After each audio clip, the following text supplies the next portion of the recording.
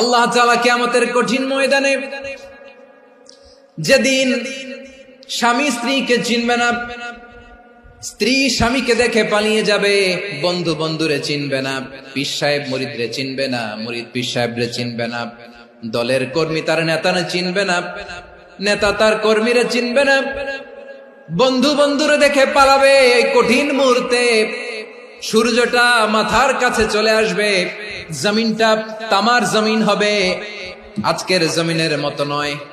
মানুষ ঘর্মাক্ত, ক্লান্ত, শ্রান্ত মাথার মগজগুলো কানের ছিদ্র আর নাকের ছিদ্র দিয়ে বেয়ে বেয়ে পড়বে। বিশ্বনবী ফরমান, কিয়ামতের ওই কঠিন ময়দানে 7 শ্রেণীর ব্যক্তিকে রব্বুল আলামিন তার আরশের নিচে ছায়া দিবেন। তার মধ্যে প্রথম শ্রেণীর ব্যক্তি হলো ইমামুন আদিল, যে ইনসাফের সাথে বিচার করে, যে জাস্টিস সমাজে সার্ভ করে, যে সুশাসন নিশ্চিত করে, ওই ইমামুন আদিল। আদিল শব্দটা বুঝছেন না? ইন্নাল্লাহা ইয়া'মুরু বিল আদল, পাইছেন? আদিল। 7 শ্রেণীর ব্যক্তিকে আল্লাহ তাআলা সুশীতল আরশের নিচে ছায়া দিবেন, যেদিন তার দেয়া ছায়া ছাড়া কোনো ছায়া থাকবে না।